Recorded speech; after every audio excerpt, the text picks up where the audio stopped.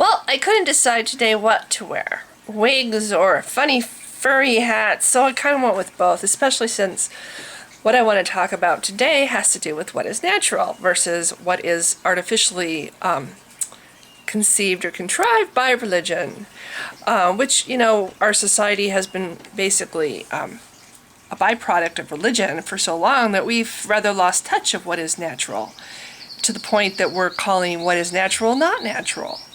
But if you look at other members of the animal kingdom, which humans are very much a part of, we can get clues on what was originally natural for human beings before religion put their hand in the mix and made things all different. I wrote an, excuse me, now my voice decided to go. I wrote an article I'm going to try to read having to do with this subject. Anybody can Google this information online.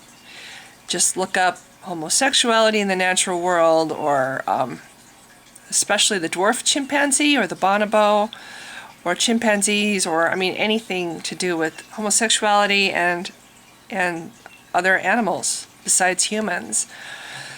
But and this is stuff you don't hear in church, because the church, it's like they basically denied human beings. Religion has denied human beings what comes natural. It's deemed natural as evil.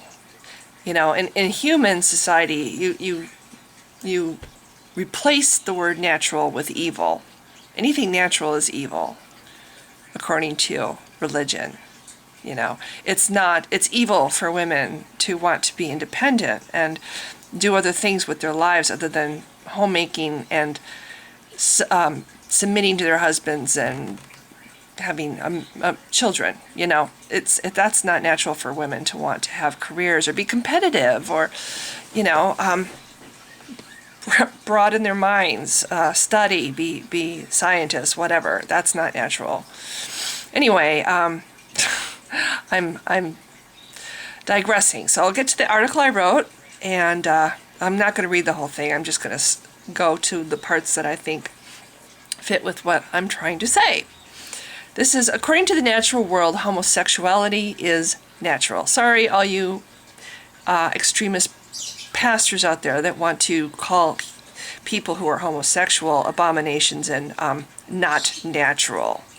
In fact, if anything, the world, the society that religion has created is what isn't natural. But I digress again. We are byproducts of our environment. I think even the religious-minded will agree what differentiates us from other species of great ape? Religion. Because as far as any of us can see, only humans require an explanation for everything, including the great unknown. Human beings are rather like the Scarecrow, the Tin Man, and the Cowardly Lion from The Wizard of Oz. All three already had what they wanted, but still they felt they lacked it. This is true too for humanity. We already have the same understanding that all or most sentient animals have. Christians call it the Golden Rule. But it's been around forever, in every human civilization that's ever been. And in the world of animals, too. Even despite the need to compete for food, we see animals work together. I'm just losing my place here. Forming families or communities, building connections and bonds. Elephants grieve their dead. Many species of whales stay their entire lives in their family pods, alongside parents, grandparents, aunts, uncles. When an animal is sick, often another of its kind, a sibling or a friend, stays beside it. Even after it dies, you might still find it at its friend's side, loath to leave it behind. Kindness to others, helping others, compassion, doing unto others as you would have others do unto you. This is one of the basic laws of nature. Not all animals have it. A lot of animals don't have it. This is a side note. But many animals do. Usually the more intelligent animals. It doesn't come from religion. It comes from the instinct of knowing what it takes to survive in groups and get along. Except religion wants all the credit. Without religion, we'd all be savages, or so it's said, murdering each other, not caring for anything beyond meeting our own primal needs. Other intelligent animals aren't like this without religion, so why would we be? I have to now try to scroll down, which is a challenge. I have one of those laptops that don't really have a mouse. Most of them don't anymore. Okay. But we are conditioned to believe our goodness can't come from within ourselves. It must come from without, from above, from something greater than ourselves. Because we believe that we, unlike every other living thing on this planet, were born broken and in need of repair. And if we don't desire after or seek out the one way we can be repaired, we will perish forever. We will be punished by the God who made us broken. How close are we to other apes? Very close. Genetically, 2 genes separate us from our closest cousins, which would be the chimpanzee or the dwarf chimpanzee called the bonobo. In fact, we're more closely related to the chimpanzee than gorillas are related to the chimpanzee. And then in my little blog here, I give several links because, I think people should actually research this stuff before they, research about it and not just blindly listen to whatever so-and-so says behind the pulpit like he knows everything about everything, which, they are just people and giving their opinions just like everybody else. Okay, so I'm listing all these animals that mate for life, trying to point out the fact that our closest cousins, the chimpanzees, do not mate for life. Yet humans do. I believe this is a direct result of religion. It seems to me that the effort to stay loyal and loving to one partner all your life is a noble one. And in many cases, it proves the key to a happy life. But is it natural? Why is it so hard for 50% or more human couples to make their marriages last? When did mating for life become the norm for human beings? Did our prehistoric ancestors stay loyal to their mates their whole lives?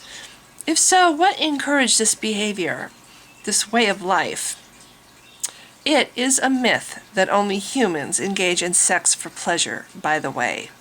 Just as it is a myth that homosexuality is not natural. Then I found this article. It's in my blog. It's called "Homosexuality is quite." It's called. 1,500 animal species practice homosexuality. And then it says, homosexuality is quite common in the animal kingdom, especially among herding animals. Many animals solve conflicts by practicing same-gender sex. I'm going to skip over some of this because it's really long, but I'm going to get to the stuff that I think is more, pertinent to humans. Our closest cousins, the dwarf chimpanzee or bonobo. The most well-known homosexual animal is the dwarf chimpanzee, or the bonobo, one of humanity's closest relatives. The entire species is bisexual. Sex plays a conspicuous role in all their activities and takes the focus away from violence, which is the most typical method of solving conflicts among primates and many other animals. Sex among dwarf chimpanzees is, in fact, the business of the whole family. And the cute little ones often lend a helping hand when they engage in oral sex with each other. Lions are also homosexuals, or homosexual. Male lions often band together with their brothers to lead the pride. To ensure loyalty, they strengthen the bonds by often having sex with each other. Homosexuality is also quite common among dolphins and killer whales. The pairing of males and females is fleeting, while between males, a pair can stay together for years. Homosexuality is a social phenomenon and is most widespread among animals with complex herd life. Anyway, homosexual behavior has been observed in 1,500 animal species. We're talking about everything from mammals to crabs and worms. The actual number is, of course, much higher. Among some animals, homosexual behavior is rare. Some having sex with the same gender is only part of their life, while other animals, such as the dwarf chimpanzee, homosexuality is practiced throughout their lives.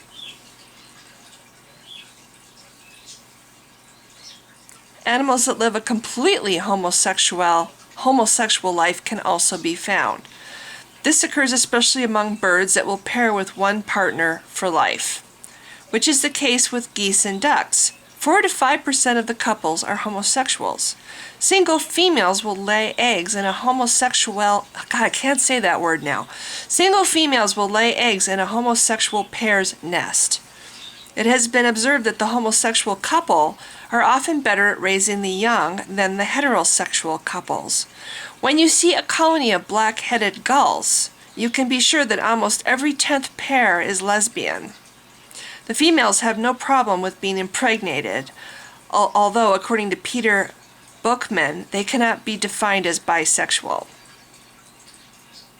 If a female has sex with a male one time, but thousands of times with another female, is she bisexual or homosexual? This is the same way to have children is not unknown among homosexual people. I'm not sure I understand that sentence. It's kind of worded funny, but that's what it says. Okay. To turn the approach on its head, no species has been found in which homosexual behavior has not been shown to exist, with the exception of species that never have sex at all, such as sea urchins and aphis.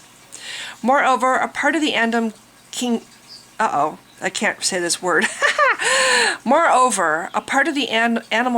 is truly bisexual, let's just say. For them, homosexuality is not an issue. Anyway, this is an article I found. I suppose if you want to read it yourself, you just have to Google the title, which was what? Gotta find it now. Shoot, I've completely lost everything. Oh my gosh. Gosh, here.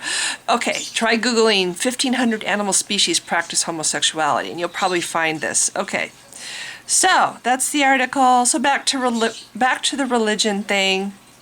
Is homosexuality unnatural? No, it is not. And the only reason human beings are under the impression that it is religion.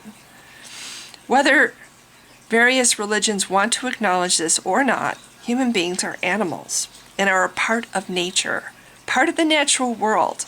Religion has taken what is natural for humans and changed the rules, directed the rules, put the fear of punishment or hope for reward as motivations to bring about this change, this desire in all of us to shun our natural animal selves and behave contrary to nature.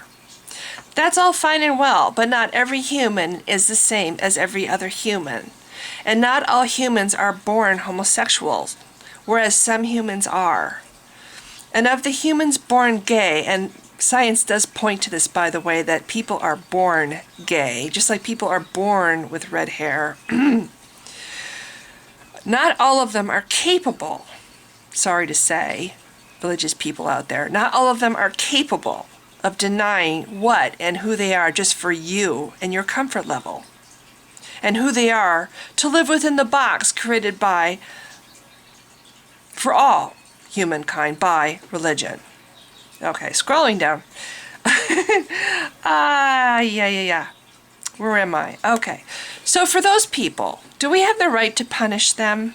To deny them equal rights as human beings? To judge them? Label them abominations? Tell them that their God, if they believe in God, or Creator, hates them? What Creator would make a thing that He hates? For this reason, among many, I disagree with religious dogma and indoctrination that it's been healthy for humankind. I think it's been unhealthy for humankind, actually. I submit that this artificial way of living that denies what nature designed us to be causes hatred, bigotry, sexism, all manner of intolerance for our fellow human beings. If you don't believe that religion breeds intolerance, look at the main people talking behind pulpits the extremists talking behind pulpits right now about putting homosexuals behind fences, or what's his face, Curtis Nat, I think that's his name, thinks the government should kill homosexuals. Anyway, do bonobos shun or stone to death members of their tribes for being gay? No, only humans do that. Only humans stand up behind pulpits and preach that homosexuals are unnatural, an abomination, and evil, and should be put behind fences or killed by their own governments for being born as the natural world intended them to be. Only humans use religion and made-up doctrine as justification to kill or punish, or gleefully and indignantly spread the poison of hate. So that's my blog. This is now 15 minutes, so I'm going to close it up, this video. My point is, I think religion has done a lot of harm to society. And unfortunately, people suffer because of it all the time. Women suffer because of it. Gays suffer because of it. Sometimes blacks and minorities suffer because of it. Anyway, I just wish people would do their own thinking instead of letting religion tell them what to hate and what not to hate. My thought is, if you meet a person who is a loving, kind, caring person, a person who is honest and fair and a good friend, and is there for you when trouble comes, the kind of friend that doesn't ever turn their back on you, isn't that all that matters? Isn't that what should decide a person's worth? Who cares what a person does in their bedroom? Why do people care what people do in their private lives? I guess I fail to understand why people, and especially people who are led by the religious extremists, are so eager to hate other people. Anyway, I'm done. Thanks for listening.